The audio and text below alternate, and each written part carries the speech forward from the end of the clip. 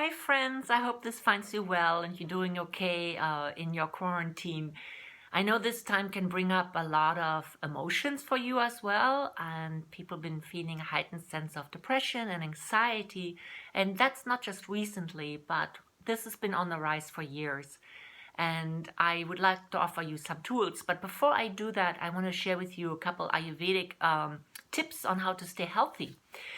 So, the disease pathology of the coronavirus says that it begins in the throat. The virus lingers usually for 3 to 5 days before it travels into the lungs, and there it creates excess mucus that replicates itself and um, hardens and eventually makes it really hard to breathe in the bronchioles. So we want to take care of our respiratory system right now mainly, and I want to share some tips with you in order to do that. So healthy respiratory system starts in your home environment. And if you are able to have a little diffuser out with some aroma oil, especially things that are antiviral like thyme, wild oregano leaf, camphor, that would be wonderful. But just keeping the air moistened is going to be really helpful for you. When you come home from the outside environment, you want to clean your nasal passages. And a really great tip is to use the neti pot, which is an Ayurvedic nasal rinse cup that you fill with lukewarm water, and you put a pinch of salt in there, and you lean over your sink and you pour it in one nostril, letting it run out the other side, and then you blow. All the mucus goes into the sink, and you do it at the other side. And that is really helpful to prevent you from, to prevent you from getting ill. Um, Once the virus travels into the throat, you want to eliminate it early on and really disinfect your throat. So many people use apple cider vinegar. That can be helpful. I prefer a warm cup of water with some turmeric and some salt. Just a pinch is enough. And you gargle that twice a day to keep your throat clean and antiseptic. And turmeric has also antiviral properties, so it's really, really great for you. So do that every day, and particularly if you feel any irritation in your throat. The disease is like, you can think of the virus as something that wants to seed into your body. And if you are having already any broken tissue, like any tissues into the throat, it's much more likely that you're going to get ill. So keep your throat healthy. One way to do that is if you already have any tickle in the throat or injured tissue in the throat, sore throat, use some vitamin E capsule like that. Break the capsule open and then slowly swallow the capsule to heal the tissues in the throat. Another tip is to use manuka honey and take a spoon of that and mix it with some turmeric powder, some ginger, and if you have it, you can add some slippery elm and some licorice. But even just ginger and turmeric would be fantastic, and just lick that off the spoon right away. And it's really helpful also to have a lot of warm liquids. You can go to a regular grocery store and just pick up like gypsy cold tea or the throat coat tea and take a bag of each and allow your throat to be soothed that way. So that's a really simple technique. So let's talk also a little bit about the environment in which you are to keep you safe there. Most of you already know that a solution of 24 ounces of water with 1 tablespoon of bleach is great to clean surfaces, since a virus can live on metal surfaces for up to 9 days.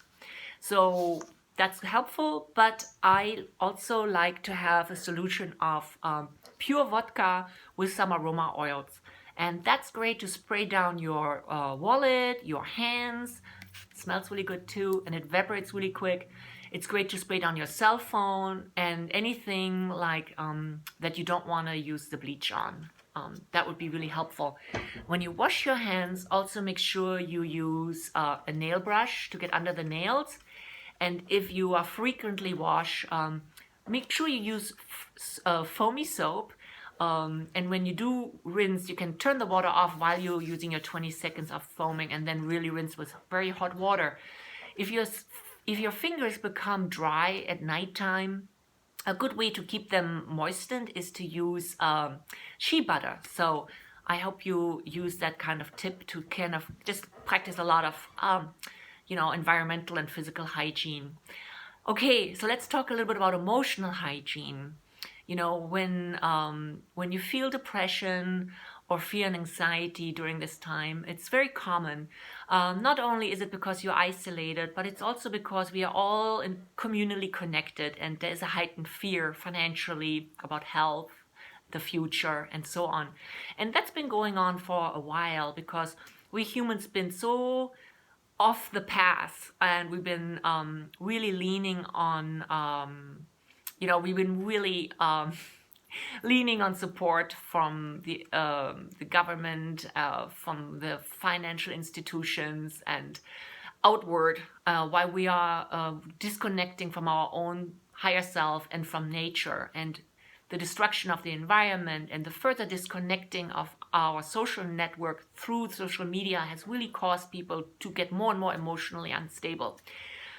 And I've seen it with all my patients, so that's been something that's been going on for a while.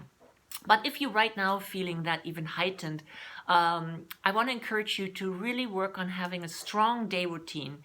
So a strong day routine will anchor you emotionally, and that means eating on time, having a particular regimen, maybe an exercise, schedule Zoom, FaceTime calls with your friends to really stay connected, and understand that it is important to understand the fears that we are facing. But when you make a plan of action and you just execute that action in your day routine, that's really all you can do. So if fear still is really predominant in your life and you want to do something to ease it, I want to teach you something very simple. First of all, there's some finger holds you can do. And these are practiced for people that go through trauma or that have fear attacks. So these are really helpful. So take your index finger and rub your other hand around that finger. So you hold your finger like that, and you can relax your hand in your lap if you like. And you want to slow down your breathing, because that lowers anxiety. And a way to do that is by taking a deep breath in for 6 seconds, to hold your breath for 2 seconds, and then you exhale for 4 seconds. Okay? So that's pretty simple. In addition to that, when you inhale, you want to really bring in hope, immunity, and wishes of peace and wellness for yourself and the community. And then when you exhale, you want to breathe out the feelings of despair and fear and anxiety. And I would recommend that you formulate maybe a few words for yourself on what really symbolizes these positive and negative feelings. And again, you hold your finger, you inhale for 6 seconds, bring in the positive thoughts for yourself and the world and the environment. Hold it for 2 seconds, and then you exhale the negative fear for 4 seconds. And you do that a couple of times, and I guarantee you feel relaxed. It will lower your heart rate, it will slow down your breathing by half, and it will create lots of positive endorphins and serotonin in your brain, and keeps your mind really balanced.